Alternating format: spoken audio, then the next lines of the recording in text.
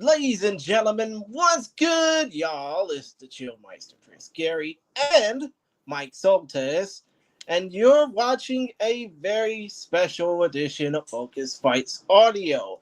Special not only because of the fact that we got an event going on this weekend, RIZIN in Korea, but also because of the fact that in case you're not wondering what day it is in the States, it is and happens to be Memorial Day. It's a day where we honor our brave men and women in uniform and those who sacrificed their lives, and basically those who gave their lives to the cause of our freedoms basically being free. So, salute to all the soldiers who basically done their best. Who did their damnedest to keep all of us safe and sound. Absolutely.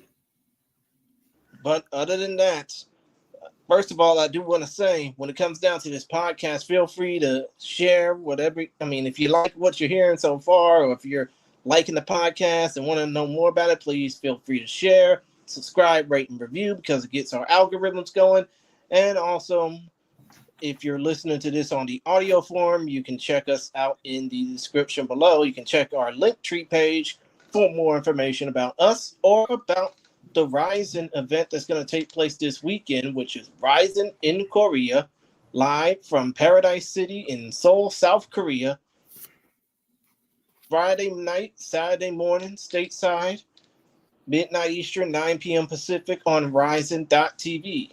$20 gets you a pay-per-view or a big-time subscription to the RIZIN Pass, which will also net you $17 or close to $20 for a freemium pay-per-view. You can go ahead and check that out. But enough about all that, Mike Soltez. How have you been doing as of late? I've been doing good, Andrew. Just, or Andrew Christian, I'm sorry. I'm so used to being on the We Are RIZIN pod. It's okay, man. We're both from the same podcast. I know. I've been doing good, just living life, I guess, and I'm looking forward to this show because honestly, it's a lot better than the Azerbaijan show when they went overseas in November. It was November of 23, I believe.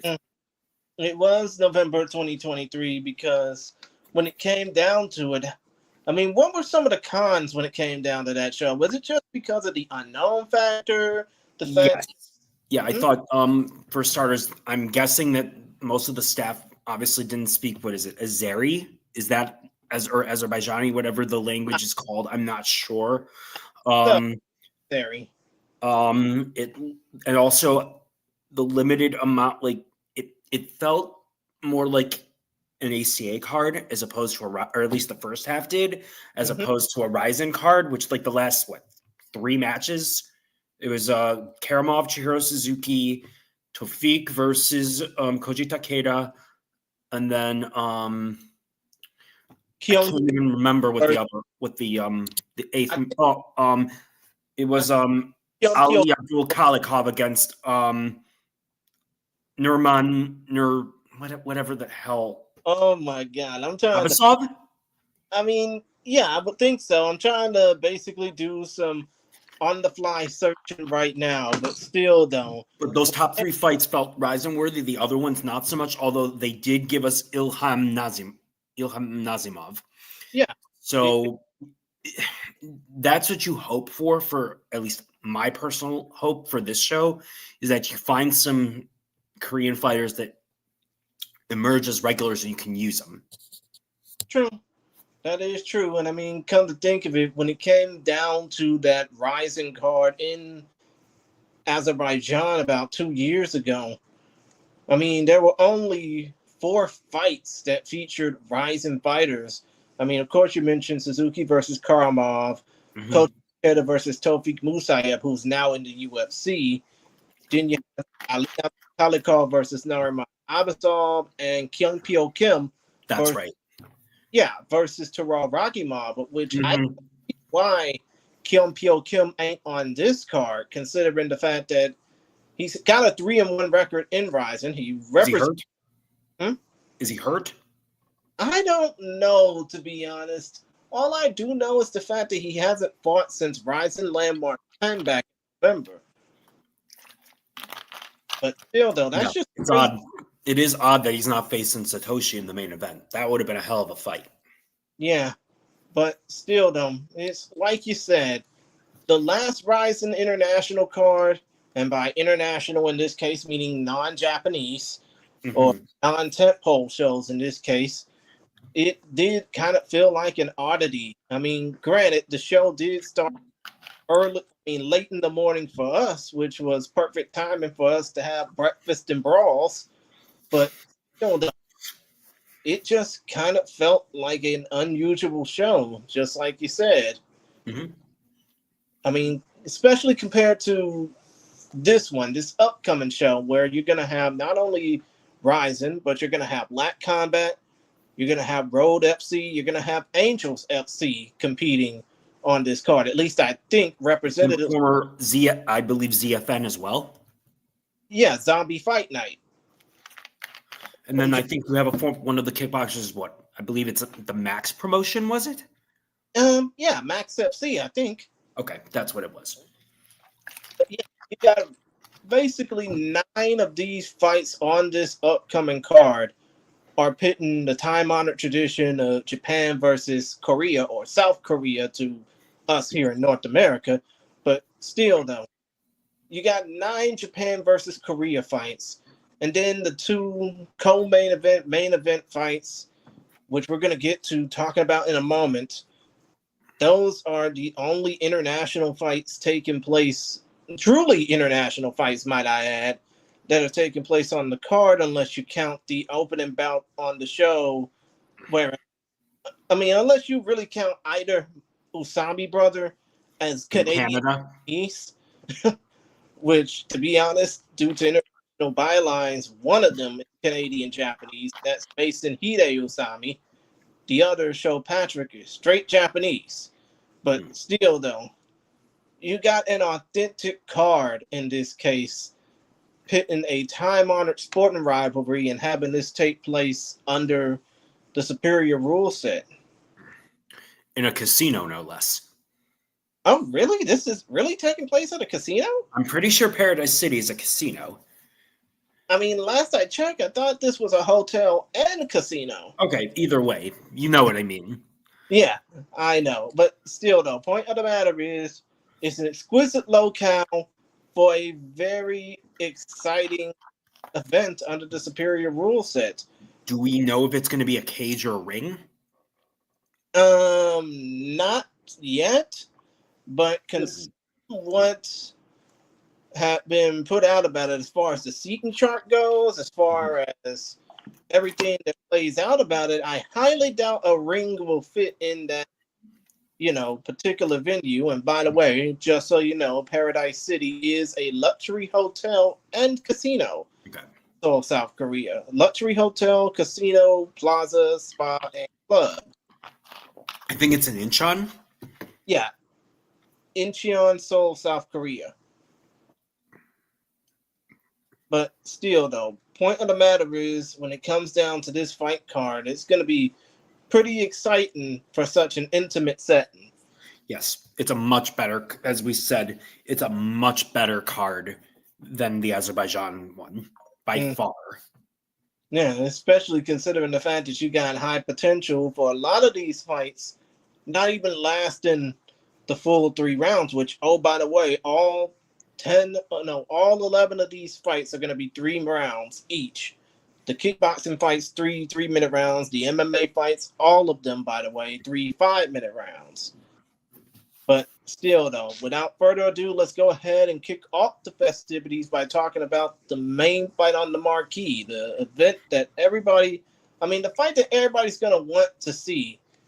And that is Roberto Satoshi de Souza, the Jiu-Jitsu wizard, the RIZIN lightweight champion, not defending his title, but instead competing in a non-title match against the Danger, Won Bin-ki. First of all, the champion who's not defending, Roberto Satoshi de Souza, from Iwate, Shizuoka, Japan, by way of Sao Paulo, Brazil. 35 years old, born September 19, 1989, with an MMA record of 18 wins and 3 losses, a staggering 17 of those 18 wins by way of finish, 11 submissions, 6 KOs. He will take a break from defending his RIZIN lightweight title after defending the damn thing for 4 times out of the last 11 or so fights that he had. No, let me check. He has been with RIZIN since 2019. Yeah, around September 2019. Actually, from the looks of it, he's been with the promotion since April. Was it April of 2019? Because I think his first fight was Kid Oka, wasn't it? Yeah. His first fight was a knockout win at RIZIN 15 against Satoshi Kitaoka, everyone's favorite warrior of sorrow. But aside from all that, the dude's been holding the fort down for RIZIN since then. And he's basically been, with the exception of the 2 losses that he had against Patricky Pitbull and AJ McKee, of which, yes, those are Bellator specific, but still. You can argue he beat McKee. Mm-hmm. But yeah, aside from Patricky Pitbull, AJ McKee, and Johnny Case, the dude's been dominant. I mean, yeah, those 4 lightweight title defenses don't come cheap. And the most recent one is a submission win back at RIZIN 49 of Avugar Karamov, who's going to be the RIZIN Landmark 11 card next month. Yes. But still, though, when it comes down to Roberto Satoshi de Souza, and I'm going to basically wait until after I talk about Wang Bin Ki, the main question has to be, is he in danger of basically overlooking his opponent, considering this is a non-title fight? And let me go ahead and talk about Wang Bin Ki right now. Wang Bin Ki. He is 5 feet 11 inches tall, 155.5 pounds with a 73-inch reach. Age 34, born February the 11th, 1991. Fighting out of Seoul by way of Gyeongguk-si, Jeollabuk-do, South Korea. It's going to be really hard for me to pronounce some of these city names other than Seoul, but still, though. He's a proud South Korean, representing his own team, Team Danger. He is a representative of Road FC, fought 11 times for the promotion. He is a current or former, I guess. He is either the former or current Gladiator lightweight champion, which I'm pretty sure plays a key part in all this because Gladiator does business in both Japan and South Korea. And he fought 4 times in the Road to UFC tournament over the last couple of years. So he's been pretty high demand, so to speak. Oh, and also for some of the old heads, he also fought for Shudo and Double GFC as well. But still, though, as this fighter, Wang Bin Ki, goes into his RIZIN debut, I revert back to the question: does Souza need to not look ahead to potential title opportunities, considering the fact that we all know what happened last time a RIZIN champion tried to overlook future opportunities? I would say, yeah. I mean, Wang Bin Ki's a good fighter and he can punch like hell. And obviously, Satoshi's solid on the feet for a jiu-jitsu guy, but still, it's not the best. And he's got to get this fight to the ground. Because, as I said, Wang Bin Ki can punch like hell. I've seen him in Gladiator a couple times. Dude can fight. And he's got really vicious ground and pound, too. So Satoshi needs to take this seriously, I would say. And you mentioned the fact that he can punch like hell. His record is 18-9 overall, with 12 of his 18 wins by way of knockout. 3 submissions, by the way. Most of them, a combined 10 in total of his wins that come by way of first round finish. So you would have to think that Roberto is in grave danger, so to speak, even though Satoshi's no slouch himself. 15 of his 18 wins come by way of first round finish. Yeah, but those are all submission, where most of them are submission. Some knockout, like Hirota, like Kitaoka, like Keitaro. But they weren't superior strikers like this guy is and don't have that type of power. So I would hope that Satoshi gets this fight, takes it seriously, and does what he needs to do and gets it to the ground. I see. And when it comes down to the analysis or the full-blown analysis for this, I mean, what do you think might happen?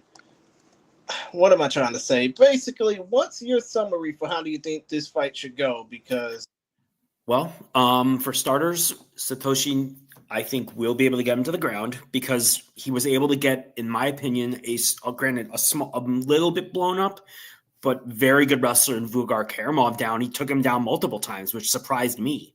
Like I thought Karamov was going to win that fight against Satoshi, honestly. He really impressed me with his wrestling against Karamov. And Wanbin Ki is as aggressive, so he can be taken down. I've seen him get taken down a few times. So I think Satoshi can get him. And once that happens, Ki's going to be like a fish out of water because Satoshi's amazing on the ground. That would be how I think it'll go. But if Satoshi can't get this to the ground, he'll have to pull guard, and Wanbin Ki has very good ground and pound as well. So that's another factor. Now, the Tapology, before we move on to the next fight, the Tapology fan base is saying 98% they want to see the Souza win. An overwhelming 90%, that 98%, are saying that it's going to end in a finish. I mean, what do you think Ki needs to do in order to prevent the obvious from happening, so to speak? Well, for starters, if it's in a cage, stay by that cage. Stay by the cage in order to make it harder for Satoshi to get him down, for starters. And then, and just if he's on the ground, try to stall and get a stand up. But if it's in a ring, yes, that's going to be a lot harder. So in this case, I like the ring more, but in this case, if I'm Ki, I definitely want the cage. Well, yeah, of course, exactly.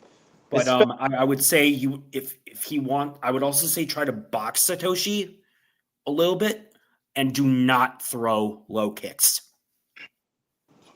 Oh yeah, of course, because if you throw a low kick, chances are Roberto will take that thing as a souvenir. Yes. And he's not like exclusively leg locky, as I like to say, like Kleber tends to do, or like Imanari. But he can certainly submit you that way. So Ki needs to fight a damn near perfect fight. That's pretty much what it comes down to. I mean, basically, you would say, like in this case, he would need to be like a pitcher against a stack hitting lineup. He needs to throw a perfect.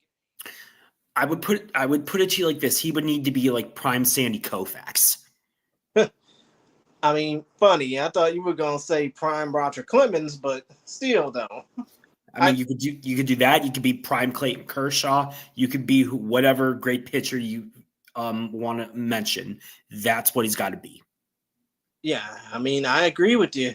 Dude has to be perfect on his P's and Q's when it comes down to beating the RIZIN champion. Because let's just face it, if Wanbin Ki wins this fight, I mean, I'm not trying to say he could be this generation's Kaya Sakura, but he could possibly put his name out there for a future title opportunity if no other opportunities are out there for Roberto. There would have to be an immediate rematch. Like, how could there not be? It would be a humongous upset.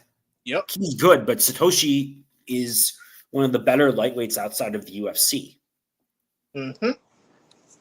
And frankly, I'm surprised they haven't tried to get him, but then again, they probably wouldn't pay him nearly as much as RIZIN does now. I think the only reason why that hasn't happened is because of how loyal Roberto has been to RIZIN, and the fact that, if he were to go to the UFC, he would need to be given an immediate title shot, even though, let's face it, the UFC lightweight division is like swimming in a damn full blah. What am I trying to say? It's stacked.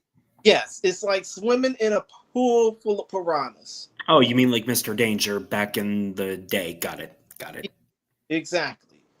And the last thing Roberto needs to even think about doing is swimming in that pool of piranhas, knowing he's got plenty of big fish to conquer, or at least big fish in small ponds over in RIZIN to conquer. Yeah. And then the other thing I would want to know is is Satoshi going to get old all of a sudden? I mean, he is 35. He's what, 36? He'll be 30. He's 35. He'll be 36. Yeah. And he's been fighting for a long time. So you never know. This is the age where the body starts to break down a little bit. Yeah. So you never know when it'll happen. Yeah, exactly. I mean, Satoshi is 35. He'll be 36 by September when RIZIN celebrates their 10th anniversary. So I highly doubt that he's going to be wanting to do any more of these big-time fights. But if you look on the other side, Wang Bingqi is 34. Mm-hmm. He turned 34 like 3 months ago. Yes, but he doesn't seem to have the mileage that Satoshi does, though. Mm-hmm. That's at least my interpretation of it. I could be wrong, but Satoshi's been fighting better competition, and count that with jiu-jitsu competitions throughout his life. You know, you just never know when something like that can just catch up with you. Well, yeah, of course, exactly. Now, let's go ahead and move on to the next fight that could possibly be for lightweight title contingency, and that is former Deep and Black Combat lightweight champion, the Iron Spider Jiri Ohara, taking on everyone's favorite fighter from Jefferson, Iowa. Imagine me saying that shit 3 times fast. Hollywood Johnny Case. First of all, and oh, by the way, just wanted to mention this is the second of the 2 international fights that will be taking place, but with much more meaningful significance towards one of them. Because, of course, Jiri will be representing Black Combat for this, and Johnny Case is full-blown RIZIN to the core. Yes. But still, though, just wanted to clarify. Jiri Ohara, the Iron Spider, 36-21-2 is his professional MMA record. Fighting out of Tokyo, 34 years of age, born November the 2nd, 1990. He is 5'11", 154 3/4 pounds, with a 75.2-inch reach. Out of his 36 victories, a staggering 21 of them are by way of finish. 19 knockouts, 2 submissions, 13 of those 19 KOs come in the first round.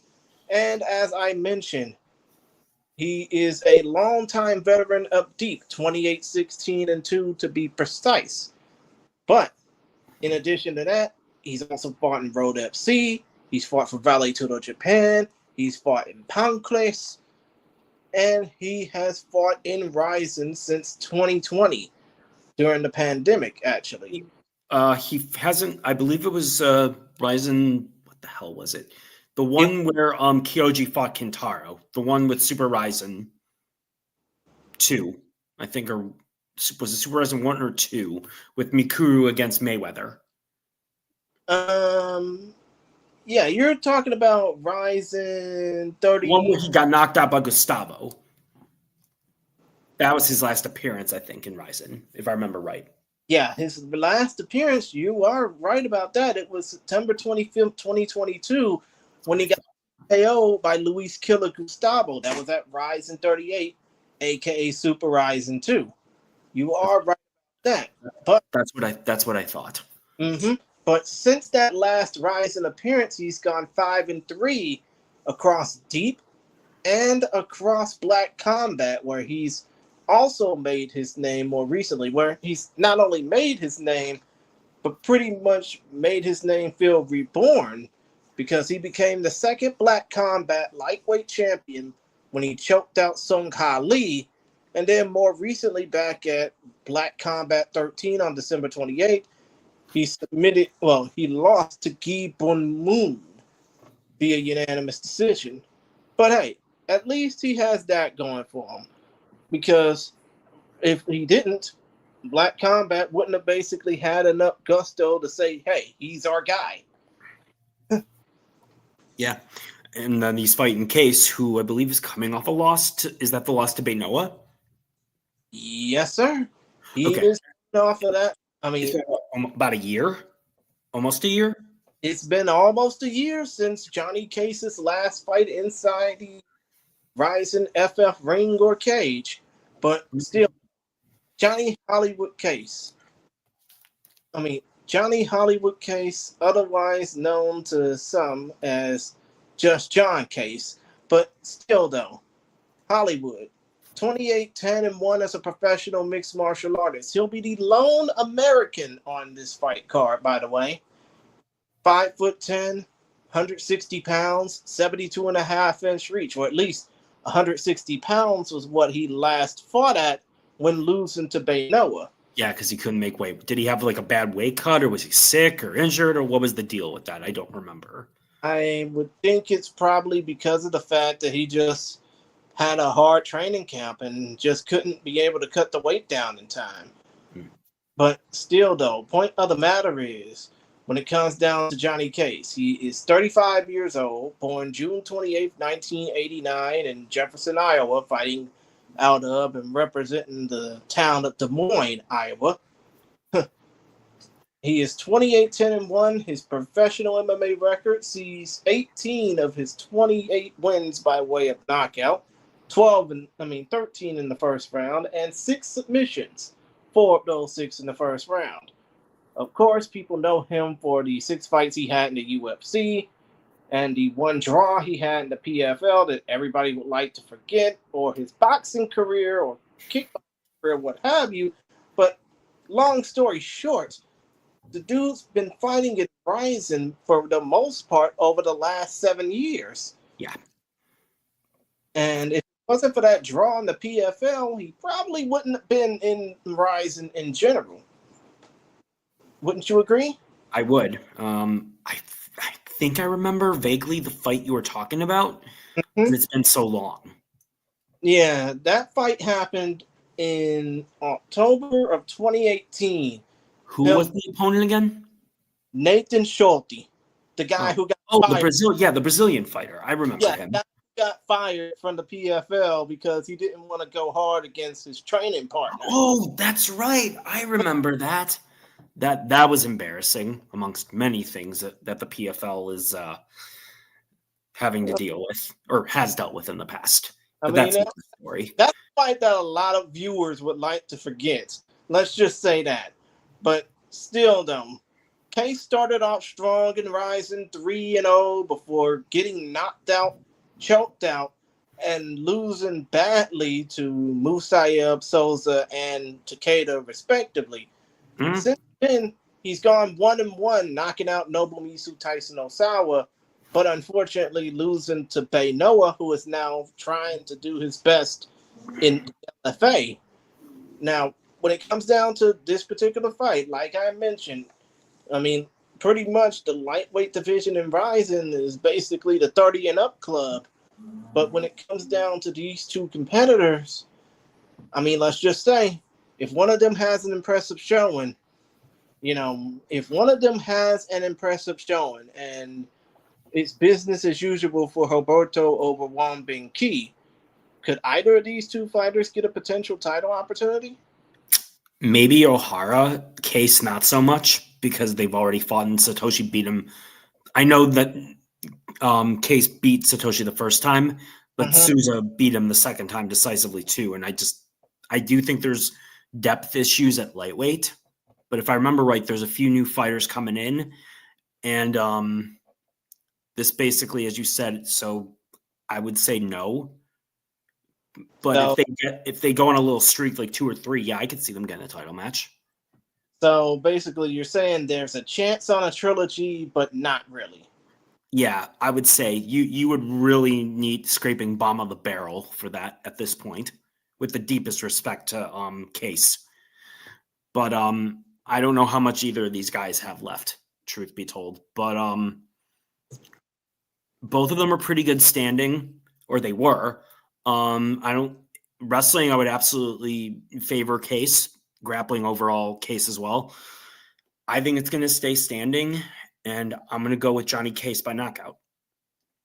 Oh, you know what? That would be interesting. And I'm pretty sure if Jay Wolf was over on this podcast, he would definitely gawk about, oh, Johnny Case representing America. He's going to be knocking this bum out. But still, though, I kind of agree with you. This fight probably will stay standing for the most part because these two guys have a ground game that's probably as bad as when I have to get up in the morning. But still, though. They're as bad as watching a snail try to run. How about that? Yeah, you can say that.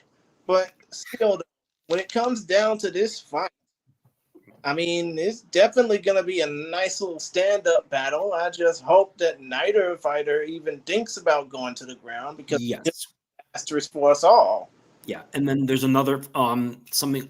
How many? I forgot, but how many fights does Johnny Case have in his professional boxing career? Let me go ahead and It was it one or maybe it was like one or two? 5. I believe 5. Interesting. Yeah. Well, he has that experience, and I will say this from what I remember seeing of O'Hara, his stand-up is it's very wild and he's slow. So, and Johnny Case, you would think would have a little bit better technique, being a professional boxer, having that experience. So, I would think that Case throws shorter, straighter punches, and he can counter O'Hara enough to where he can get him with a right hand. I mean, come to think of it, Johnny Case, in his fights as a professional boxer, he has 4 knockouts, so he really does know how to time his punches well. Regardless of the opposition, he has that experience. So I would think that his MMA, as I said, his MMA stand-up is crisp enough and technique-wise good enough to where he can counter O'Hara's wide, slow punches, you would think. Mm-hmm. So, but he's got to use the jab. You would think he would have that. He would have more of that instinct at this point with 5 boxing matches, since that's such a tenet of all of boxing technique. Mm-hmm. So now, we'll see. Now the Tapology fan base has it 79% for Case. About a good 32.3% say they want to see a Case knockout. I mean, how do you think that whole O'Hara's? Oh, and look at from the comments, Kubrick 12 says that O'Hara is underrated. He is, but he has so many fights, so much mileage. What does he really have left? That's something like this will be his 61st pro fight.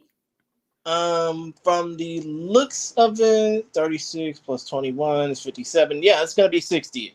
So yeah, I mean he's been with his pace. I was watching the Charlie Kashiwagi guide earlier today, and yeah, they mentioned that like 2010 till now he's been very active. So yeah, eventually, as I've said in the last fight with Satoshi, Father Time's unbeaten. That type of wear and tear will catch up with you at some point. Yep. So, and the O'Hara of a couple years ago, I think, is obviously not quite the O'Hara of the O'Hara now is not the O'Hara who was beaten, who beat Akira, who beat Yusuke Yachi. Oh yeah, most definitely.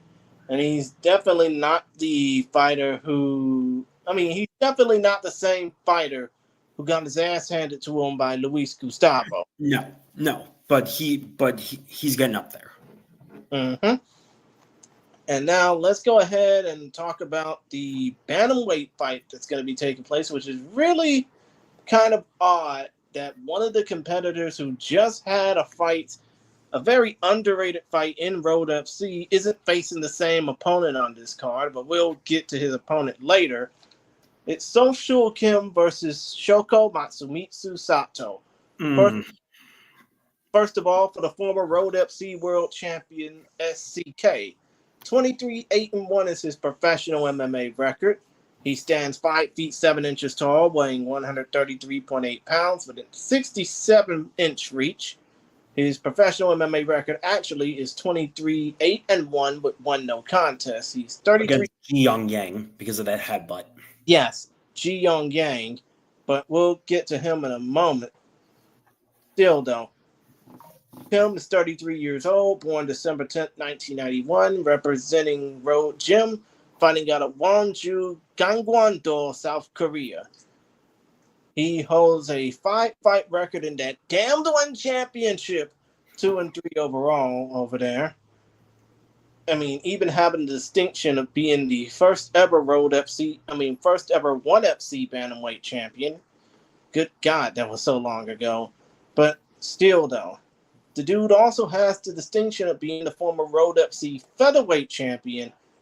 If I'm correct here, I think he's fought a hell of a lot more in Road FC than he has in RIZIN, and he's fought for RIZIN on and off since the second show that they had back on New Year's Eve 2015 when he fought and defeated Mikey Linares, right? Mm-hmm. Yeah. Michael. Yeah, it was was it Isa? Or was it which is Takeoff, I think. And Saraba is Farewell, which was the first one. But I think it was the Isa, the second one, IZA. Yep. That's that fight was horrible. And then he wasn't in RIZIN again until fighting Ogi Kubo, was it? At RIZIN 37, 38, whatever it was. It was RIZIN 38 on September 25th, 2022. That would be his next appearance in the promotion. Yes. And beating Ogi Kubo. So that was a very good win. Then he lost to Juan Archuleta in the RIZIN portion of the Bellator. Well, in the Bellator versus RIZIN portion of RIZIN 40, which, let's face it, it was a bore fest. Not his fault. Oh, yeah, of course. And then, obviously, he fought two of his last 4 times in the RIZIN ring, knocking out Taichi Nakajima, getting knocked out by Naoki Inoue. Yes. But he has since bounced back with a decision win over Hyungwoo Kim at Road FC 70 and the aforementioned no contest against Ji Yong Yang. But still, though, we'll get to talking about Ji Yong Yang later on. As far as Shoko Matsumitsu Sato, 36-16-2 is his professional MMA record. He also has one no contest on said record. 5'9", 145 pounds with a 71-inch reach. Fighting Naruto Tokushima by way of Yokohama, Kanagawa, Japan. He holds out of his 36 wins, 20 of them are by way of knockout, 3 submissions, a good chunk of them in the first round. He also has fought in 1FC competition, but he's also a former Shudo Bantamweight champion. And he's fought 3 times in Sengoku for those old school HDNet fight fans who remember that promotion. Really? He fought in Sengoku? Yeah, he fought in Sengoku Raiden Championships back in the day. Going 2-1 in the promotion, but fighting little known talent.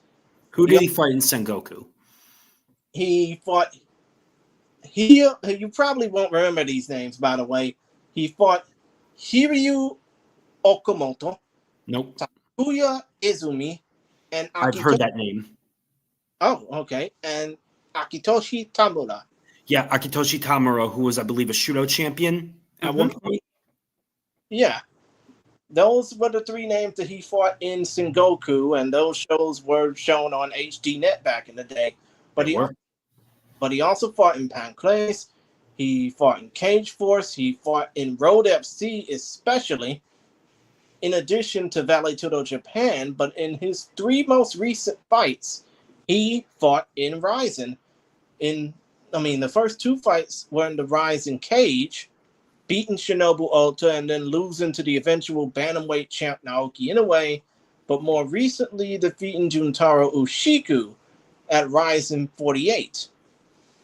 But that was a horrible fight. Oh my God. You wouldn't, it's true, brother. It really was. But still, though, point of the matter is, with Matsumitsu Sato fighting a lot more recently in RIZIN than Social Kim has. Despite the fact that Social Kim's coming off a no contest in Road FC, How do you think this fight is going to go? Because I feel like this is nothing more but a toss-up, despite what the Tapology Faithful is saying, that 90% want to see a Social Kim win. This is a rematch, isn't it? Good From Lord. 12 years ago, I think, actually. Let me see.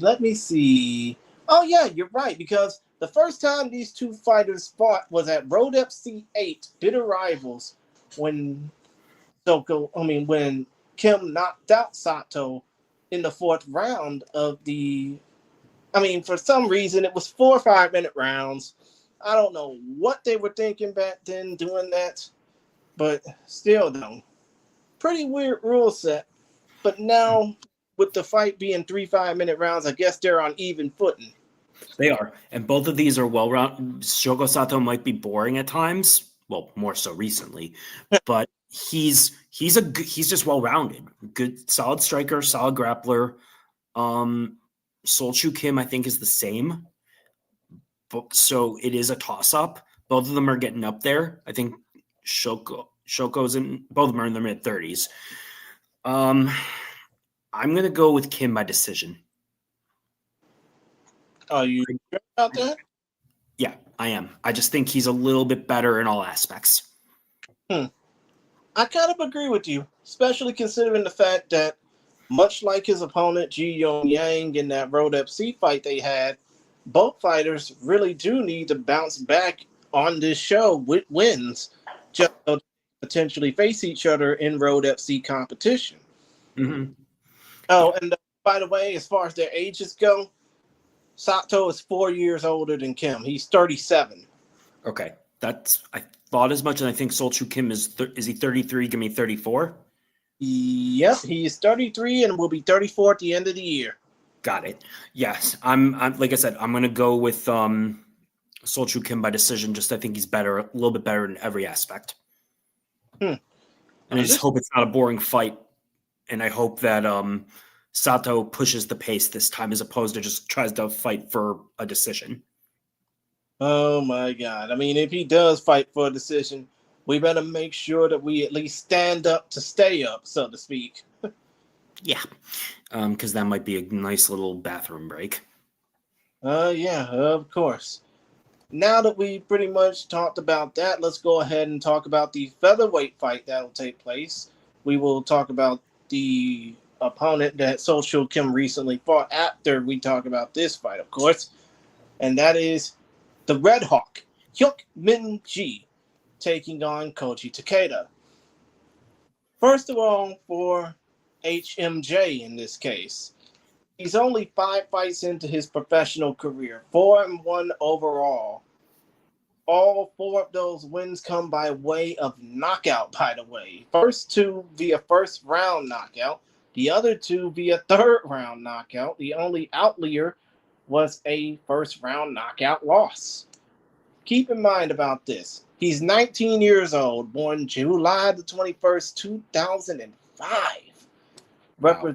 Yeah, he's pretty damn young. But still, though, 5'9", 145 pounds, representing Chungcheon Team Mad, by way of course, the Korean zombie Chan Sung Jung, fighting out of Chungcheon, South Korea. So, yeah, young man in a young man sport. I mean, who would have thunk it, right? Absolutely. But still, though, his opponent, it's going to be no pushover. Koji Takeda, 17-7 overall. Fighting out of Saitama, representing Brave Jim. 29 years of age. Born August 13th, 1995. Old enough to be his older brother. 5'7", 145.5 pounds with a 68.1-inch reach. Out of his 17 wins, 7, unfortunately, are by way of finish. 2 knockouts, both in the second round. 5 submissions, 3 of them in the first. And he's fought 13 times inside the RIZIN ring or cage, or 14 if you want to count the Gatsy Rabadanov fight he had at RIZIN 40. But still, though, he is a former deep lightweight champion. I mean, you got to at least give him some credit. But still, though, now that we finally realized just how much age rules over experience, how do you think that's going to play out for HMJ, the Red Hawk, to beat Koji? Well, I would say that he's the better striker. He can punch clearly, but with only 5 fights, I do wonder about his gas tank. That would be my first concern. We know that as boring as Takeda can be at times, he doesn't get tired usually. He's relentless with his wrestling, regardless whether it's just smothering you whether it's just taking your back and just working that way, or on the ground, just constantly going for suplexes, or just little elbows here and there, or in the corner. He just doesn't stop. And that would be, and he does have a good chin up to this point. He took a lot of heavy shots from Musayev. And a few others, as I recall. So I would think that he would be able to, barring he's not completely washed, he should be able to take this guy into deep water, I would think. But we'll see. I really hope that Takeda wrestles aggressively and tries to finish, but he might play it safe. We'll just have to wait and see, but I'm going to go with Takeda by decision because I do think his wrestling will be too much for the kid. I mean, come to think of it, the Tapology Faithful agrees with you. 69% say they want to see a Takeda win. Unfortunately, 89% of that percentage want to see a decision. I mean, I don't know. Do you think it might last all 3 rounds? Yes. I mean, that's what I'm thinking, because like as I said, I question whether or not Takeda's opponent, I can't pronounce the name. So Red Hawk or HMJ? HMJ for me, we just don't know what his stamina is. That's what it boils down to. Now, if he has stamina, he could be able to wear Takeda down with pressure. There is that possibility. But it's a big question mark. Well, I mean, I'm just going to be curious and say that HMJ, the Red Hawk, is going to win probably via what he's been doing the last 4 times he's won a fight via knockout. Because let's just face it, kid's only 19. He's got a long way to go in fight sports. And, if he wins this fight in impressive fashion, like he's done the 4 times that he's won, especially the first 2 he's had as a pro, I mean, who knows? The sky might be the limit for the Red Hawk. I mean, if he does, he's going to be a RIZIN regular. That's for sure. Yeah, of course. He would definitely be a RIZIN regular. But still, though, like I said, the sky would be the limit for the Red Hawk, pun intended, if he were to win this fight via knockout. Now, let's go ahead and talk about, again, we talked about Social Kim. Let's talk about the other half of the fight that turned into a no contest in Road FC last time out, Ji Young Yang. He has a fight against Yuto Hokamura, a.k.a. Kentaro for the uninhibited, or Kentaro Masakiri for the folks who actually believe he has another alias. But still, though, Ji Young Yang fought Social Kim at Road FC 71 back in December, and that ended in a no contest. Even more so, after that, at Road FC 72, JYY lost to the Mongolian Tyson Mungruntsuj Nandine Erdine back at Road FC 72 via first round knockout. I mean, I understand again that those two, Social Kim and Ji Young Yang, definitely need to fight each other again. I mean, it's only going to be a matter of time before they do, and I'm going to basically ask this first before getting to the particulars of this particular fight. Why is this guy fighting again? when he's basically just bouncing back from an ass whooping? Probably wants to get a win and probably get paid. I mean, and I think that this is a good bounce back opponent for him. Kintaro's got 14 losses. He's one fight above 500 for a reason. I mean, that I can understand. And with that, let me go ahead and go to the particulars for these two fighters. Ji Young Yang, 9-3 overall with one no contest. He's 29 years of age, born January 14, 1996, representing Team Ducking and fighting out of Jeju, Jeju, South Korea. Of course, he is a Road FC regular, having fought 10 times inside their cage, going 7-2 overall. But no, wait, actually, I think I kind of messed that up because, of course, he's fought 9 times. Oh, he's fought 12 times inside the Road FC cage. It's just that, unfortunately, Tapology is a pain in the ass because they recognize the first 2 fights as modified rules bouts. Maybe it's because of the fact that the first 2 fights didn't count on his record. But still, the point of the matter is he's a RIZIN regular, he's a Road FC regular. But in the case of Ji Yang, this will be his first RIZIN fight since he lost via split decision at RIZIN 46 last year to Kazuma Kuromoto. That was a really good fight, too. Oh, yeah, that was a really good fight. Now, as far as Kintaro goes, native of Osaka, Japan, 5'6", 134.2 pounds with a 65.4-inch reach, 32 years of age, born March 19, 1993. You are right that he is one fight above 500, 15, 14-2 overall as a fighter in RIZIN. And his body count, so to speak, 9 of his 15 wins by way of knockout, 2 via submission. A good chunk of those wins, and in total out of the 15 that 10 in total out of the 11 that he has via finish or by way of first round finish.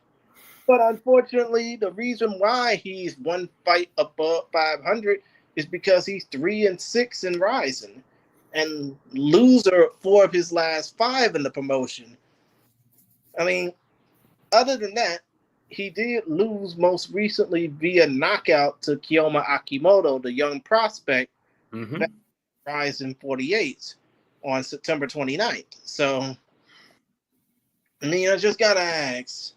And real quick, when it comes down to the Tapology faithful, they're saying that 93% want to see JYY get the win, 88.2% want to see a knockout. I mean, I think it's going to probably end via a finish by JYY or JY double in this case. But yeah, JY squared. Yeah, JY squared. But in this case, how quick do you think it's going to go? Because, like you said, Carl's about to be at the 500 mark soon. JYY is for JY's double. This is going to be his comeback fight. Yes. I know Kintaro's got decent stand-up, but he's very passive. He tries to counter, and he moves a lot, but doesn't throw enough, essentially. And Ji Young Yang is aggressive, from what I've seen. I remember seeing of him, and he's a huge puncher, has a nice left hand, and Kintaro can get hit pretty easy. So I just think that Ji Young Yang is better in every aspect, and I would imagine that this will end via... I'll go with first round knockout. Okay. I mean, I'm going to go ahead and say that this is probably going to end via second round knockout because I think that Ji Young Yang is going to probably punish Kintaro most of the way through the first round and just basically handle his business to the point where you're going to see a weakened Kintaro come out of the bell. Well, come out after the bell to start the second round feeling dazed and confused, not knowing what to do. Like Matthew McConaughey? Got it. Yeah, of course. And you're going to probably see Kintaro just give up. And his chin is not the best either. Who, Kintaro's? Kintaro's chin's not great, from what I remember. Oh. And as I said, Jiang Yang can definitely punch. Mm-hmm. I mean, to be honest, all this boils down to, when it comes down to Ji Young Yang, is that if he has a stellar performance, and Socho Kim in turn has a stellar performance against Shoko Sato, how soon do you think a rematch between those two will happen? Whenever the next Road FC event is. Or if they have a bigger show. That I'm not 100% sure what their schedule is. So I would like it to be sometime this year. How about that? I wouldn't disagree, because when it comes down to it, their first match ended so decisively that they definitely need that second fight to happen in order for them to have some type of clarity between them. Yeah, because losing it essentially with a headbutt just leaves a bad taste in both fighters' mouths, I would think. Exactly.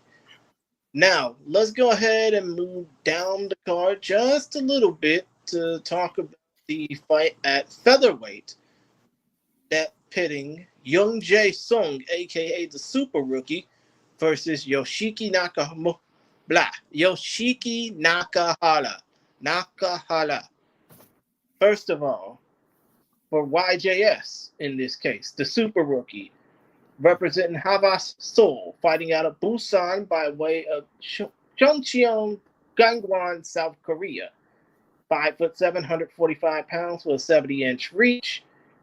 He has a professional MMA record of 7 wins, 1 loss, and 1 draw. He primarily fights for Angels FC and is the Angels FC featherweight champion. He is only on this card because he got a big-time knockout win over RIZIN veteran Ryo Takagi back at AFC 35 in November. First round knockout, by the way. And of course, as far as his win total is concerned, all 7 of his wins are by way of finish. 5 of those 7 in the first round, by the way. His only loss came to a decision to Masuto Kawana back at the Road to UFC tournament on May 18th, 2024. So, yeah, should be exciting. But his opponent, well, he's pretty much been up and down in his career. Representing the Mahat Dojo in Toshima, Tokyo, Japan, Yoshiki Nakahara, who, oh, by the way, also fights out of Onomichi, Hiroshima, Japan. 5'7", 147 pounds, 69.3-inch reach, 32 years of age, old enough to be his own. Oh, my God. I'm sorry for interrupting. Andrew is saying, wrong Ryo Takagi. There's 2 of them. Yeah, the jobber. Yeah, as Andrew said, he beat the shitty one. But still, though, while we ignore the peanut gallery for just a little bit, Nakahara has a professional MMA record of 18-7 overall. 9 of his 18 wins, half of his 18 wins come by way of finish. 8 knockouts, 1 submission, 7 of those 8 in the first round. No, 7 of those 9 in the first round. And also, of course, in addition to the 4 times he fought in that Downs 1 championship, where he started his career, he's fought his most recent 5 times inside the RIZIN ring or cage, where he's amassed a 3-2 record, but most recently losing to Viktor Kolesnik via decision at RIZIN 46, in addition to getting knocked out by Chihiro Suzuki at RIZIN 40. So, when it comes down to this particular fight, as the Tapology Faithful has it at 87% want to see YJS get the win via, well, want to see YJS get the win with 33%. A third of them saying they want to see a knockout. But still, though, for the Super Rookie, this is going to be yet another exciting name-making fight just like how it would be for G against Koji Takeda. But in this case, when it comes down to the Super Rookie, what do you think needs to happen for this fight to end quickly? I would say he just needs to keep the fight standing. Obviously, he can punch, and Nakahara is getting a little long in the tooth. Like this is what, 26th pro fight or whatever it is. He's been through a lot of hard fights and getting up there in age. So you would think that, and his grappling is solid, but it's not anything great. So if I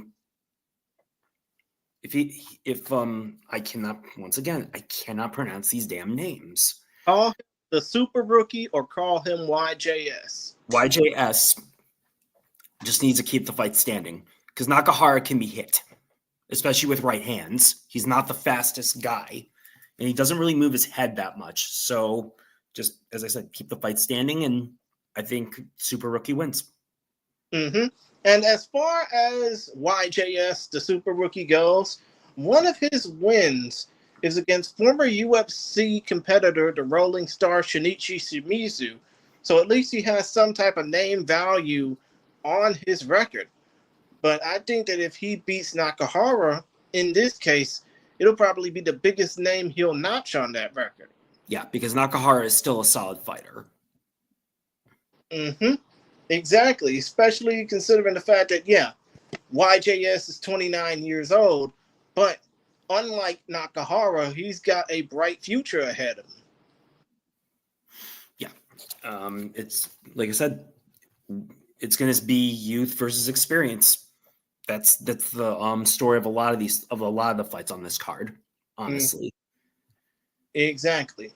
Now let's go ahead and go to the one women's fight that'll be place, featuring a champion who's one fight over 500 versus a worthy competitor who's one fight under 500. Yeah. That Road FC Women's Atomweight World Champion Yuri Shim versus Kate Lotus Oyama.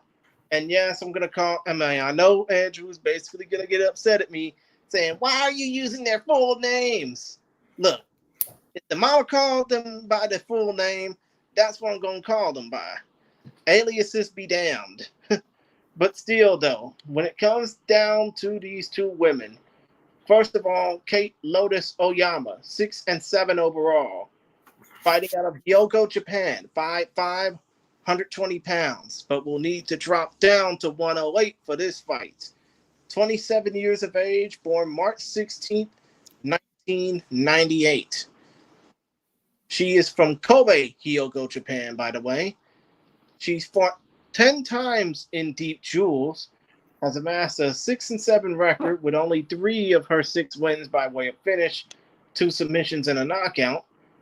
And aside from that, she's fought most of her career inside Deep Jewels in their ringer cage, and only has 1 fight in RIZIN to show for it, a late notice TKO loss to Reina Kubota at Super RIZIN 3 last summer. Which was competitive for a while. Mm-hmm. It was competitive, but it's still shown the fact that she lost. I mean, I wouldn't say that she didn't have any business being in the ring with her either, but still, though, it was what it was. And fortunately for her, she bounced back with a submission win back at Deep 122nd Impact against Jun Masuka via rear naked choke in the second round back in November. So at least it got her a call. Mm-hmm. Yeah.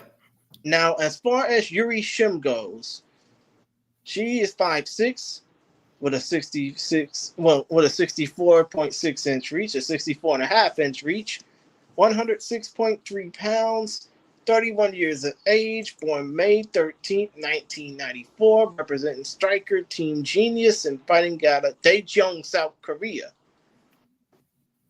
She, like, holy shit, if I ever misgender a female fighter, I apologize. But still, though, she holds 4 of her 6 wins by way of finish. 2 knockouts, and a submission. Actually, 3 of the 6, but you know what I mean.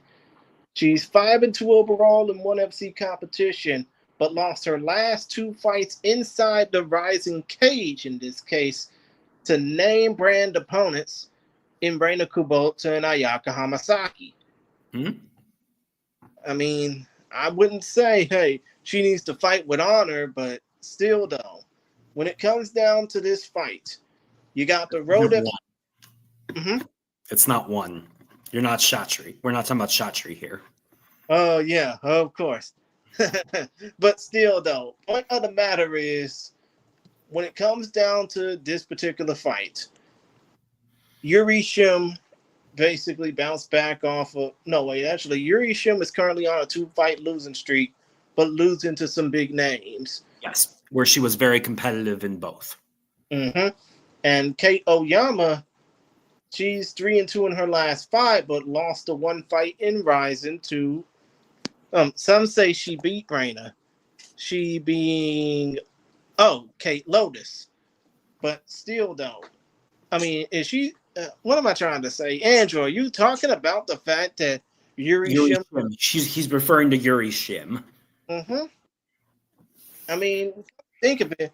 Both fights could have been easily winnable. It's just the fact that when it came down to Oyama versus Reina, Lotus got her ass kicked. Yeah, she couldn't take the body punches. But still, though, when it comes down to this particular fight, as Tapology basically has it 72% for the Road FC Atomweight champion, but do you feel like this fight is at a standstill? Yes. I mean, it's going to come down to a couple factors. One, Yuri Shim is going to try and is a good stand. She's got good stand up, and she's she's pretty rangy from what I've seen of her for this weight class. So, and Kate Lotus is going to have to come and get inside and infight, with the size or with the reach disadvantage. So if Yuri Shim can keep this fight on the outside, I like her chances. If it goes inside, if Kate Lotus can get inside the pocket, I like Kate Lotus's chances of wearing her down. And if it gets to the ground, I mean, Kate Lotus isn't the best grappler, but she has a few submission wins on her record, so I would think she's the better grappler. That being said, Yuri Shim did a decent job against Hamasaki in that department, so I'm not sure that Lotus is going to be able to submit her. I see. And what do you think needs to be the game plan for Lotus to prevent herself from being overtaken with a submission? I would say get her up against the cage and work the body. That is, if the fight's going to be taking place in a cage. If not, and then ring, then what'll happen? Then she's going to have to work in the corner. Do not let her out of the corner. Keep her out in the ropes, and don't let Yuri Shim move around the ring. Oh, right, of course. Especially, because she's not the better technical striker, but she looks like she's stronger to me. True, very true. Especially considering the fact that when it comes down to Lotus, yeah, she may not be a champion, but she does have a fight more experience compared to Yuri Shim. And I will say this about Lotus, I do think she's better than 6 and 7. Oh, right. In this case, being a don't judge the book by its cover type of fighter. Yeah, there were a few, like that one fighter that beat Kaya Sakura, Moon Jae-in, I think it was. Was it back when Asakura was in Road FC? Yes. Yeah. So all I'm saying is records can be deceiving. Don't underestimate anyone. I mean, yeah, come to think of it, why do you think that Hiroya Kondo and Kyohei Hakuba are like that? Yeah, especially Hiroya. But point being that Kate Lotus is better than 6 and 7, I think. Yeah, of course, exactly. Now we are 2 fights away from talking about kickboxing for some odd, strange reason. But before that, we got 2 more MMA fights to talk about. And one of them features some young savages at 157 pounds. That being the 4-1 Siwon Kim versus the Savage 7-4 Canadian-Japanese fighter Sho Patrick Usami. First of all, for SWK, he is 5'9" inches tall, last fought at 145 pounds, and he holds a professional MMA record of 4-1, 3-1 inside of Angels FC competition. He also fought for Seo Young Park. Damn it, Andrew. But still, though, Andrew is also saying that girl who got fed to Machi should have been on this card. And by that meaning Machi Fukuda, but still, though. I mean, see, Andrew, this is why you should be on the show instead of me. I mean, you're the one that hosts probably one of the better RIZIN recap and RIZIN podcast overall that put over this type of shit. Maybe I should be extending the olive branch to you to be a part of this show instead of having me be on every once in a while. But still, though, C. Wong Kim, not Seo Young Park. Oh, yeah, right. Damn it. I can't even think straight. Andrew is basically saying that Seo Young Park should be on the card instead of Yuri Shim, but I digress. I mean, and you're basically having the Jordan pose right now. But, or as he likes this, or as maybe he said it, I don't know where it came from, but fuck them kids. It came from The Last Dance. But okay. Yeah. Okay. So fuck them kids. I await your telegram, Andrew says. But still, though, point of the matter, Wong Kim, selected by the Korean zombie himself, Chan Sung Jung, to be a part of this card. 5'9", 146 pounds. 4 of his 5 fights ended in him having his hand raised. 2 via knockout, by the way. 5'9", 146 pounds. 23 years of age, fighting out of Gunsan, North Jeolla Province, South Korea. He is a 4-fight veteran of Angels FC and a 1-fight veteran of Jungle Fight Korea. He won 3 of his 4 most recent fights. He's either been known to knock out people, especially in his last 2 fights, or in his 1 loss, get overtaken and knocked out quick. So we'll see what he has here. As far as his opponent, Sho Patrick Usami, goes, 7-4 overall, fighting out of Osaka, all of 25 years of age as of 2 weeks ago. He's 5'11", 155 pounds with a 70-inch reach, and would have been a damn good boxer if he would have took the professional route after his amateur career. Either way, out of his 7 wins, 6 of them are by way of knockout, 5 of them come in the first round. He's 3-2 in the RIZIN ring or cage. Well, actually, he's 4-2, but they don't want to mention the RIZIN 49 fight he had against Issa Hosokawa when he knocked him out with body shots after 3 minutes. Yeah, and he was also badly overweight because he took it on such short notice. Oh, really? Yeah, that fight was only announced a couple weeks before the event, and he looked husky. I mean, so you're saying that for him, a natural lightweight, the 15-pound weight boost was really terrifying for him. Yeah, he's not a welterweight. Oh, yeah, of course. And there's a damn good reason why there's not really that many welterweights in RIZIN. Mm-hmm. Yeah, if you look at the fight with Hosokawa, he was not in shape. Mm-hmm. Understood. But as far as his last actual RIZIN appearance went, he lost via unanimous decision to Yusuke Yachi at RIZIN 48 back in September. Then he followed that up with a loss 3 weeks before.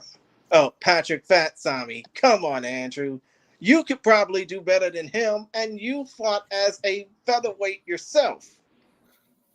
Or a bantamweight in the amateur ranks. Andrew is an amateur fighter based out of Montana. Never mind. Yeah, but still, though, Andrew is an amateur fighter, by the way, based out of South Dakota, actually, by way of Sheepshead Bay, Brooklyn, New York.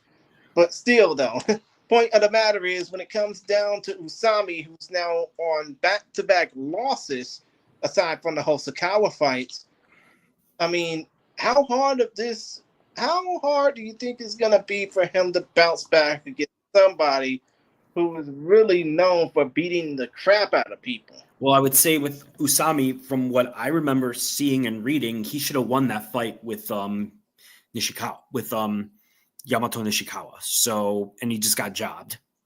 So, right there, that should give him some confidence they fought a better fighter and should have won the fight, regardless of whether it was exciting or not. But as far as this guy goes, I was reading up on him, and it says, if I read it right, he's a blue belt in jiu-jitsu. In BJJ? Yes. If you go on the RIZIN website and you translate it, it said something about a blue belt. So if that's the case, you would think that this fight would stay standing, that neither of them are great grappling. If I remember Isha and Andrew's preview, Isha said he was a pretty good ground fighter. Could be wrong on that.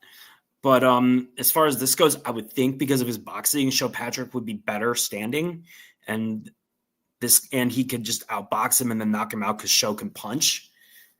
But we'll see. And Andrew is saying he was there for the fight. Okay. He won. Okay. So I would think that Usami hasn't lost his confidence because he got jobbed. So he's got something to prove, and I think that should give him an emotional boost, and having the confidence coming off beating the hell out of Issei Hosokawa. As long as he's in shape, I would think that Usami should be able to win this fight by knockout. Just better stand-up. And that the grappling of this guy, if that's indeed correct, that he doesn't have if he only has a blue belt, I don't think his grappling is on the level to where he can grapple Usami for 15 minutes. And the Tapology faithful is saying 71% that they want to see the young man Kim basically win this fight. Siwon Kim, that is. But when it comes down to it, I mean, do you think that he should worry more about his punching style or worry more about getting the points? I would say I would go to the ground. I would try to get to the ground because, like I said, even though I believe he's 4-1 with 4 finishes, was it? 4-1 with 2 finishes. Oh, 2 finishes. Okay.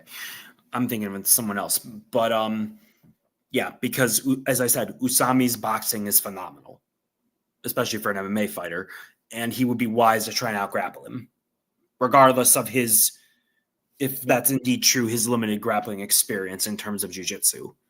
Because Usami is not good on the ground at all. Oh, yeah, of course. I mean, long story short, and I think this is probably going to be a fight that will probably be knocked down, drag out, set the mood for the show. But I think that the Korean fighter, Siwon Kim, is going to probably do all he can to outwit the Savage and get the win. Because I think that when it comes down to it, I mean, yeah, records don't mean anything worth a damn.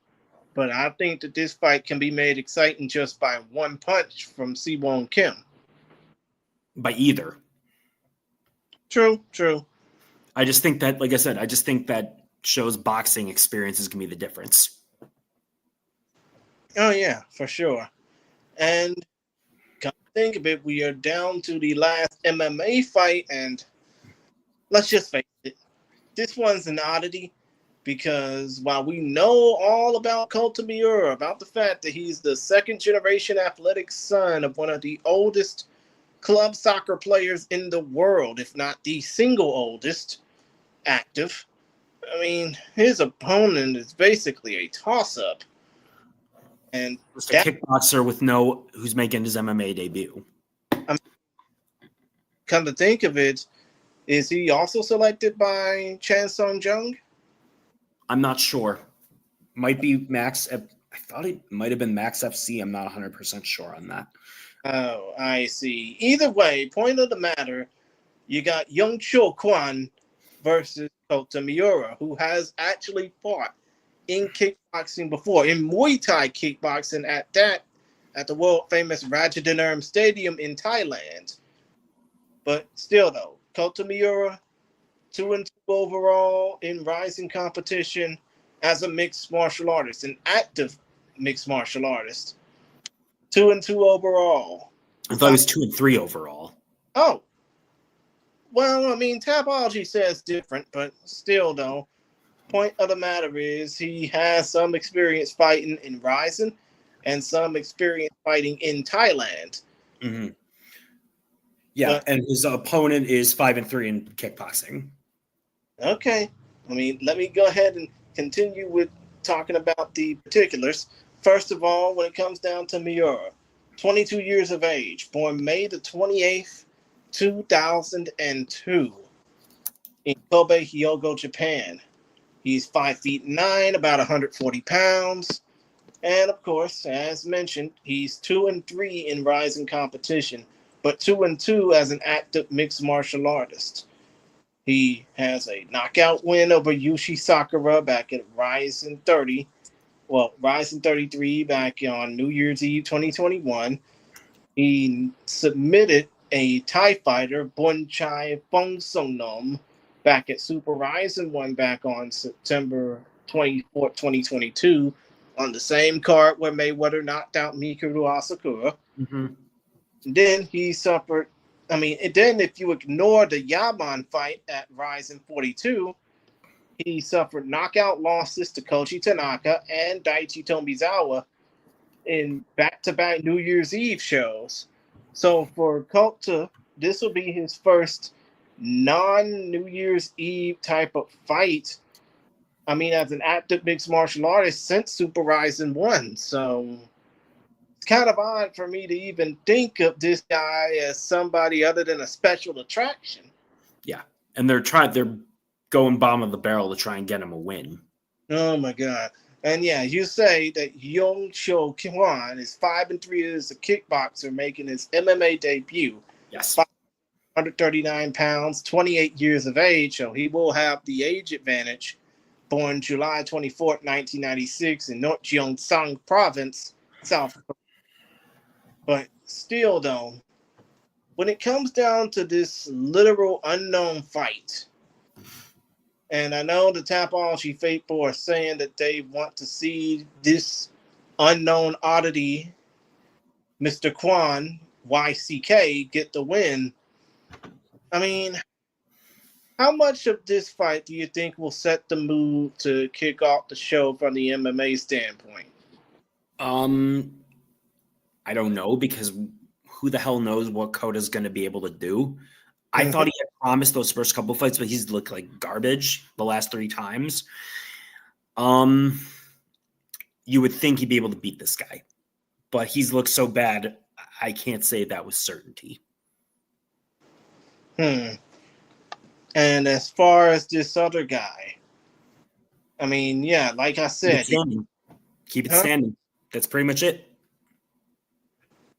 So what? You're saying this fight's just going to be a toss-up? Yeah, if Kota can get it to the ground, he'll win handily, easily. If it stays standing, he's getting knocked out. That I can understand, especially considering the fact that Kota is only 23. Mm-hmm. He's got a whole career ahead of him. We have no idea about Young Cho Kwan or what he has in store to the table. But but again, it's like you said, it's a toss-up. If Kota Miura can excite the crowd with what he's done in his first 2 fights as an active mixed martial artist, we can definitely see him as a future star. If not, oh well, South Korea's got somebody to put over in YCK, even though he's basically 2 years shy of his 30s, and who knows if he even got a star to even hang his head over. Like I said, they're trying to give Kota a win with bomb of the barrel, people with no MMA experience. So you would think that Kota would win this fight just with having MMA experience. But as I said, he's been so bad these last 3 fights. Who knows? Yeah, of course. And now let's go ahead and talk about the 2 kickboxing fights a la carte.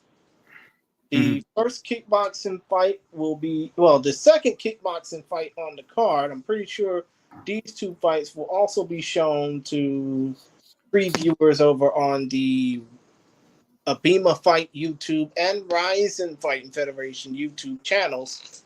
So these will probably be the first 2 fights anyone will see.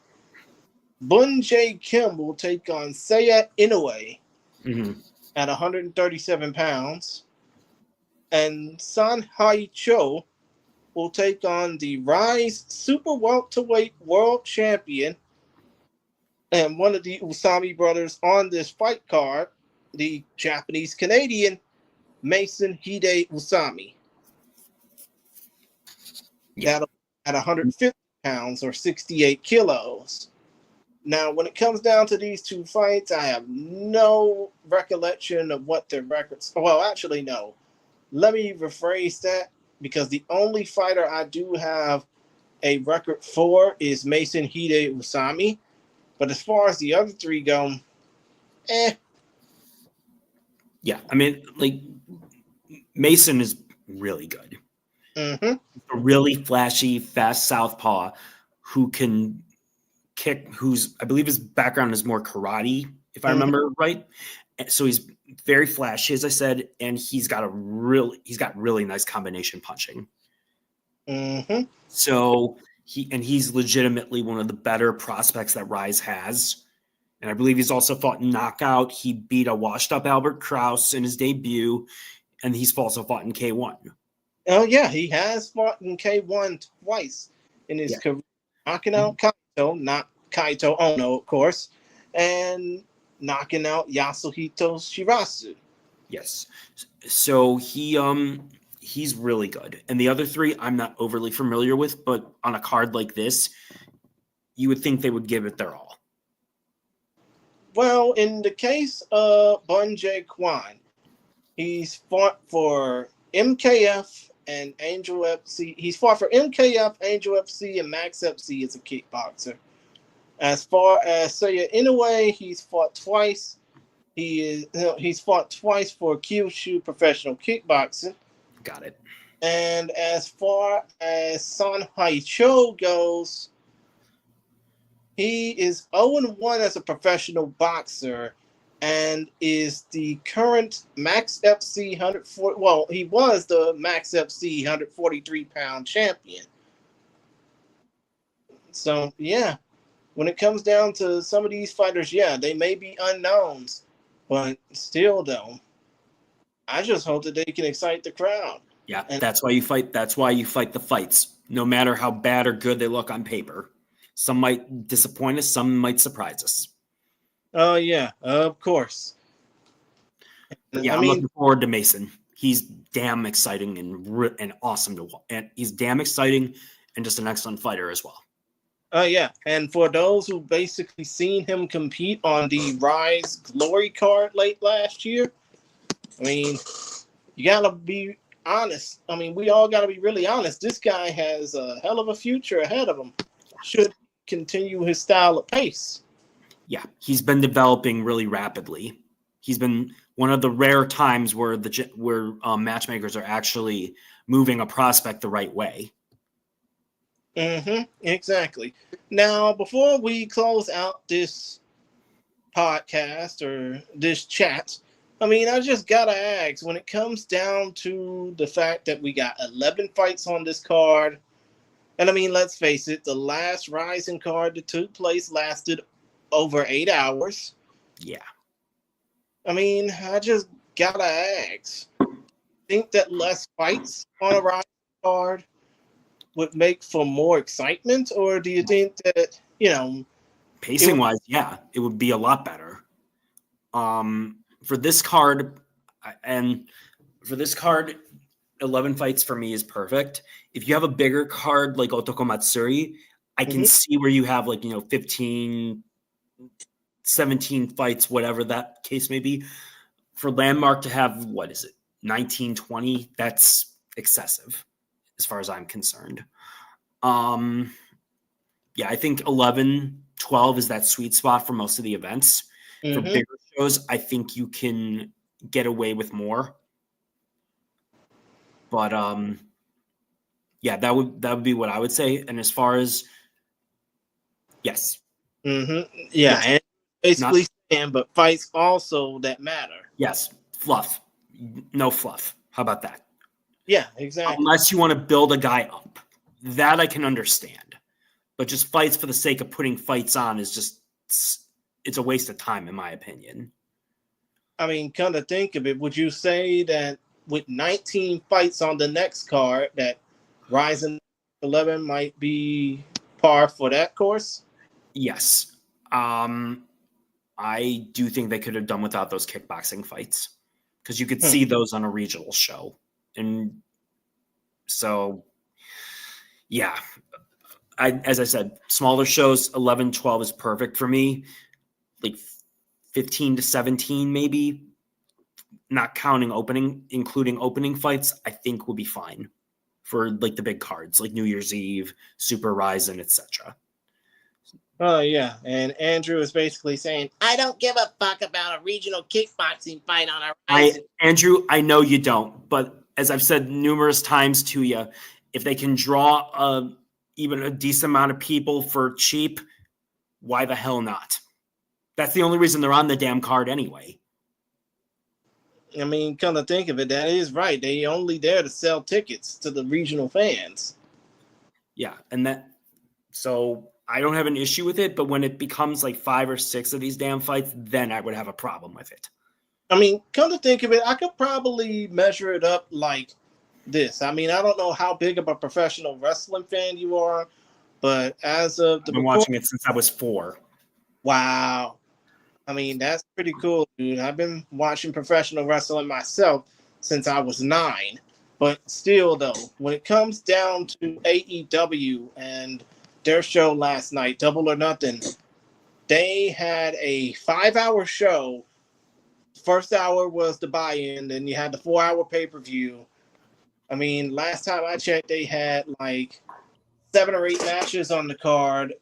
I mean, each match was basically just exciting, especially the last 2. And, Andrew is saying, I can't believe Vinicius made a significant dent in the Tokyo Dome tickets. He didn't. That's not what I'm talking about. Tokyo Dome isn't regional, dude. True. But the point of the matter is, when it came down to AEW last night, they had 11 matches on their card. 2 prelim matches, 9 main card matches, no match lasting no longer than 30 minutes with the exception of Anarchy in the Arena and the main event, which damn near lasted 40. But when it comes down to it, 11 fights on this card for RIZIN. Do you think that they might go over or under the 5-hour mark? I'm going to go with over, just because you're going to have intermissions and stuff like that. Now, if the fights go quick, maybe not. It just, and RIZIN is usually pretty good with pacing anyway. Mm-hmm. Yeah, they're done. Once you're done with the in-ring promo, they show the fighters backstage, which kind of adds, in my opinion, like a little bit of excitement because you're seeing them get pumped up and getting ready. And then you go straight to the video packages, to the VTR. So the pacing is very good usually. And I don't expect that to be any different here. Mm-hmm. Oh, and Andrew is basically saying, I thought we were talking LFA Japan. Not yet. Not yet. Oh, no. I mean, don't tell me you're one of those people that are saying, oh, the RIZIN Fighting Federation is going to be a UFC feeder league soon. No, I'm kidding. Thank you for one. But still, though. Now the question I want to ask is, when it comes to... Oh, wait a minute. Andrew was saying, do you think they'll announce anything during intermission? Yeah, they probably will. They probably will announce some. Maybe they'll announce Super RIZIN 4 if that's indeed going to happen. Or at least announce maybe some new Korean fighters being signed. I mean, come to think of it, they'll probably announce some Korean guests being at the venue, so to speak. Yeah, probably. Which, Like famous actors or something like that. Which kind of reminds me, I mean, I think they're going to probably do dual language coverage for the show. You would think. I wouldn't be shocked if Sexy Yama makes an appearance. Oh, yeah, of course. I mean, you're probably going to have Korean commentary team. You're probably going to have a Korean commentary team and a Japanese commentary team at the same show. And I don't know if Michael Schiavello and Damian Beatdown Brown already got their flights booked. But also, you're going to probably have Korean ring announcer, Japanese ring announcer, and obviously Lenny Hart. A la Forbidden Door. Exactly. Will we see BTS at the show? Hell no, they can't afford them. But still, though, point of the matter is, when it comes down to this particular fight card being the second international fight for RIZIN, I mean, we talked earlier about the possibility. No, we talked earlier about them having a better show for this than the Azerbaijani show that happened almost 3 years ago.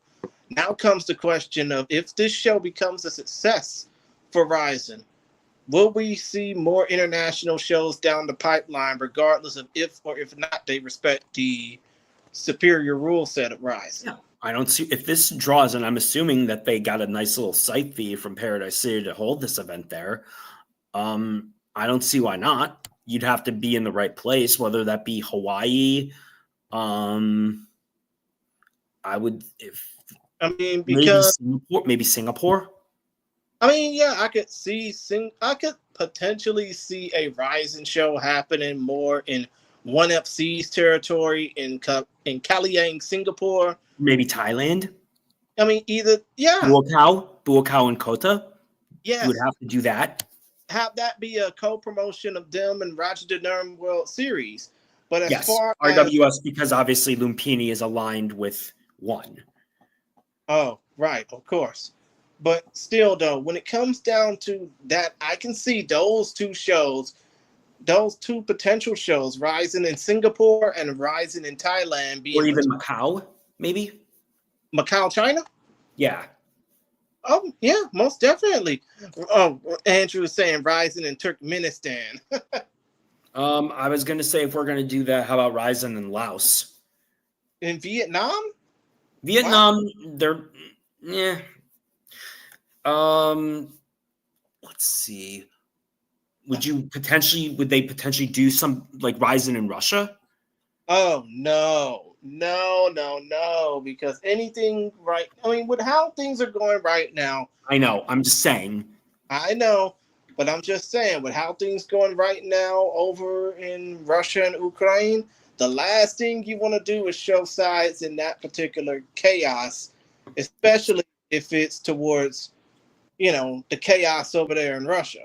Still, though, point of the matter is, I could see those international shows happening rather than a show in the States, especially considering the fact that when it comes to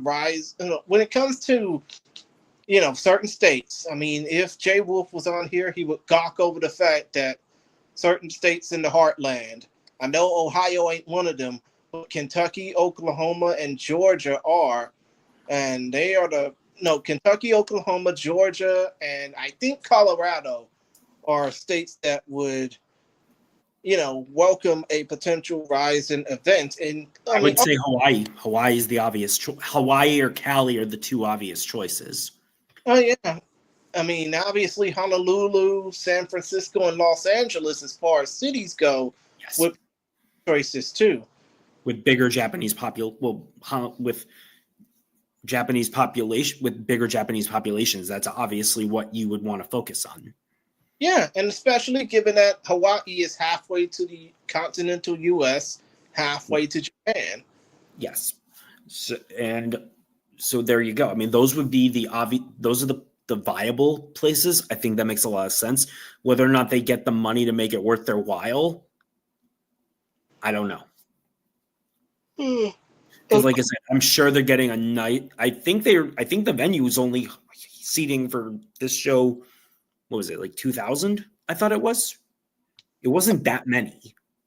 Come to think of it, do you think it might be SRO, standard room only? It might be. I remember there was a show. What the hell was it? Was it not Monaco? Not Montenegro. Oh my! Triple G fought. It might have been Darren Barker. Can't remember. It looked like a ballroom. I mean, yeah, it probably was Triple G versus Darren Barker because HBO aired it back in the day. Yes, and it was like a tape delay or something like that, but it was I think it was from a casino, so I think it might be something along those lines. I mean, because when it comes down to boxing, especially in 9 of the last 10 years, there's almost always been a show that's happened in Monte Carlo. That's where it was. It was Monte Carlo. Mm-hmm. And it's almost always happened in that small little ballroom in Monte Carlo, where you would basically feel like you're fighting in front of a bunch of high rollers. Yeah, and that's what I'm thinking. It might be here, just a little bit higher scale, like a little with more people. That's because I believe it was only 2,000 seats. I could be wrong, but I thought it wasn't that many. I see. But still, though, point of the matter is, if RIZIN does get some welcoming success off of this card, there could be the possibility for more international cards down the line. Yes. Yeah. And I like that there's a bunch of new fighters on this card. So that's what they need to do. They got some really good prospects on this one. So I'm excited to see if they can beat the veterans. Understood. And oh my goodness, Andrew is basically just going hog wild on the suggestions. RIZIN in Mogadishu, Black Hawk RIZIN in Somalia. Look at me. I'm the RIZIN now. How about RIZIN in Eritrea? Eritrea? Yep. Oh my God. I mean, we are basically going off the deep end on this. I know we are. How about RIZIN in Botswana? Oh my God. Now, I mean, that would be pretty damn cool for RIZIN to do an event in the heart of Africa. How about Democratic Republic in RIZIN in DRC? Yeah, I mean, in what used to be Kinshasa, Zaire, basically. Yeah. Or how about RIZIN in the Philippines? You know what? Good idea. Very good idea, especially considering the fact that it's been a long while since ONE FC done a show in Manila. Yeah. It would basically, I mean, especially considering the fact that Manny Pacquiao, who's going to be fighting against Mario Barrios coming up, yes, it would definitely play off the fact that Ampo beat the shit out of Pacquiao.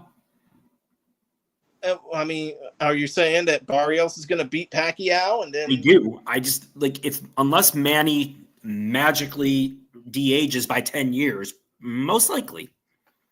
I mean, come to think of it, I mean, it's like you said, that would be a good idea. But what would be an even greater idea, even though it would probably leave many boxing fans scratching their heads, let's just say RIZIN in the Philippines and have the main event be Manny Pacquiao versus, oh God, I can't believe I'm saying his name, Ryan Garcia.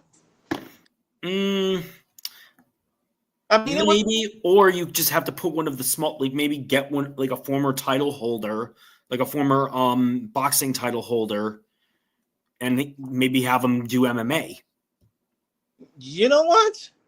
Even though it happened before with Ruben Hollywood Williams losing to Raba back in Dream all those years ago, I mean, I would not mind seeing that. It depends on who it would be, but maybe I don't remember. I can't think of it off the top of my head. Who would be a former world champion who's still active? Because a lot of them are in the low weight classes below flyweight, if I remember right. I mean, there was one who just beat I forgot his name, beat Shigioka, Ginji Shigioka this past Saturday. Uh-huh. So, and that's 105 though. So, but the idea has some merit if you can find someone. Yeah, exactly. And when it comes down to the fight that happened on Pro Box over the weekend, you mean Pedro Tatuan, right? That's who it was. Yeah. I forgot the name, but that was a really good fight. I didn't see the Angelo Leo one. Well, I mean, you can see it anytime on Pro Box YouTube channel. I think it's still up there. But okay, against Tomoaki Kameda. So, I mean, come to think of it, you can even get one of the damn Kameda brothers to take a payday to be a part of this card. Yeah, or I mean, it would make sense for one of the Kamedas to go to MMA or do kickboxing. I mean, Kyotaro did it. Kyotaro came back. I mean, but then it was after Kyotaro Fujimoto got knocked out by Daniel Dubois. Yes, but I'm just saying, like, there's that transition. Exactly. But still, though, I mean, all of this, fantasy booking is so fun to even think of, but it all plays into a factor of if RIZIN has a success with the South Korea card coming up this Friday night for us, Saturday morning for the rest of the world, and Saturday afternoon, evening for Japan and South Korea. Yeah, I will say this. I do think RIZIN will make a nice little profit off of this. I don't think they're going to lose any money off of it, probably because of site fees. Oh, yeah, of course. I mean, I hope that is the case. Otherwise, Why would you run a small venue in South Korea if you're not getting a huge fee? Exactly. Especially considering the fact that this card doesn't even look like a major event. I mean, especially considering the fact that you got your champion in a non-title fight. And, it is crazy to think about that, but still though.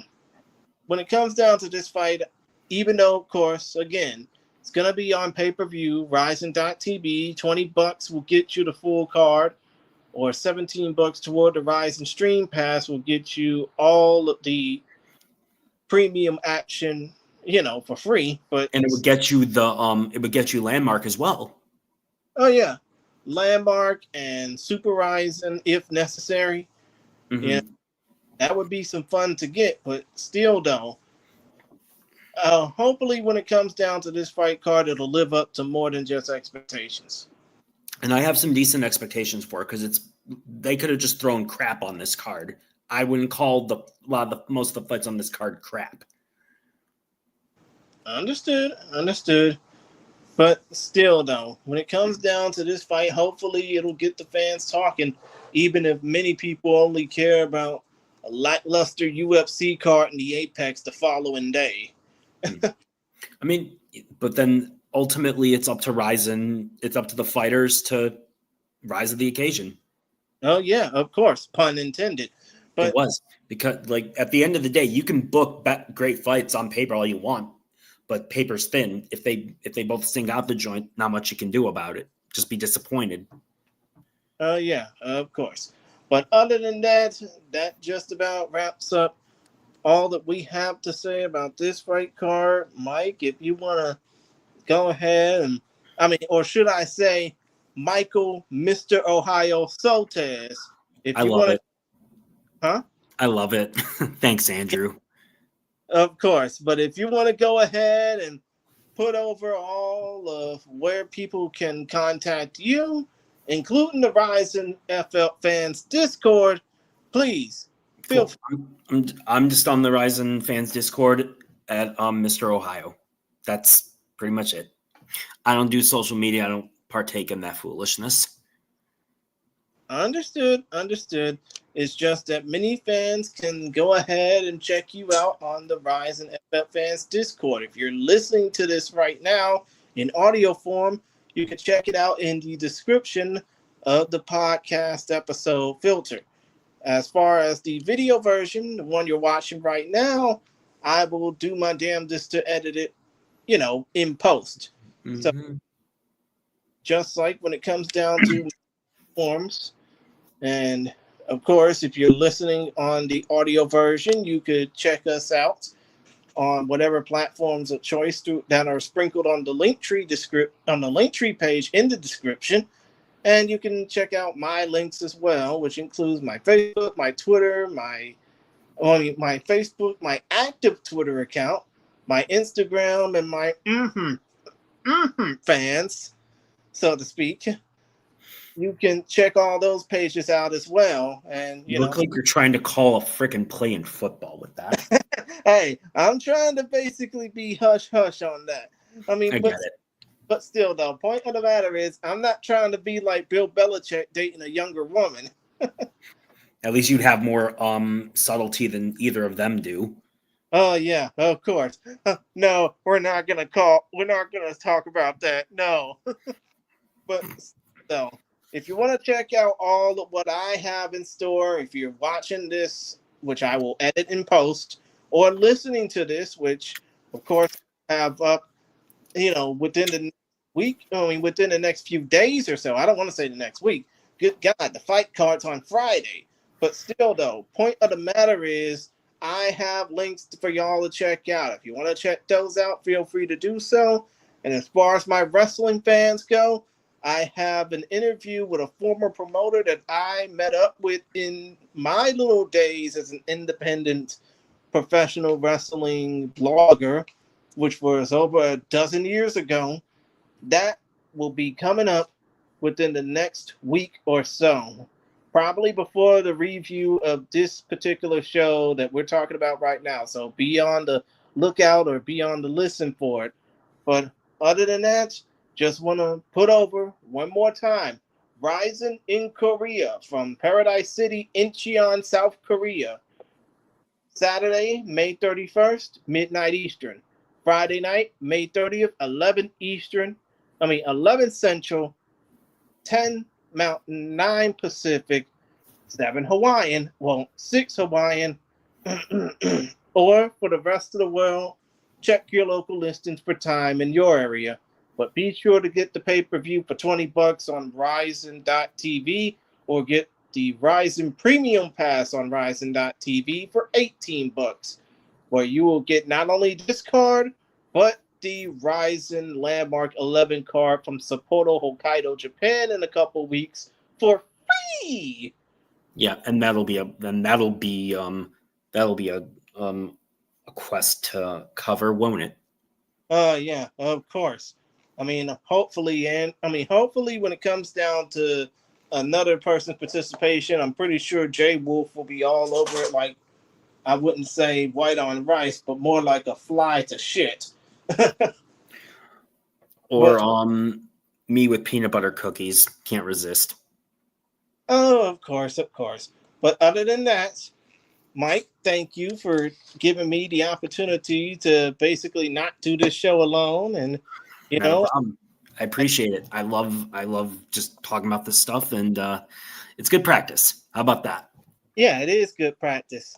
And if you want to hear Mike more regularly doing podcasts, you can check him out alongside Andrew Benjamin on the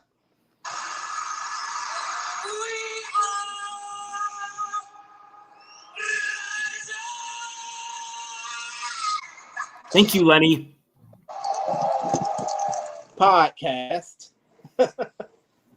As you can check out a lot of what Andrew Benjamin has in store over in the description as well. And you can follow him on Twitter and Instagram on the platforms you see on your screen or the platforms you see in the description.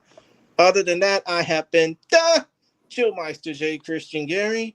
Thanking you all for another edition of Focus Fights Audio. I say peace, my peoples, in one love world. Protect yourself at all times. Keep fighting because you never know who might hear your story. And because Jay Wolf isn't here, I have to say his line for him, and that is, pride never die. Pride is rising. But other than that, y'all, we thank y'all for joining us. We thank y'all for listening. We hope you check out the RIZIN in Korea event this weekend, or check it out on instant replay if this comes a little bit too late to you.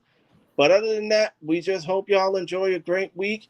Continue to support the troops if you are into caring about the troops, and have a happy fighting. We'll see y'all. And be safe. Yeah, and most definitely be safe, because we don't want to hear. We would rather kick it with y'all when y'all are here than mourn y'all when y'all gone. Yep. Have a good one, y'all.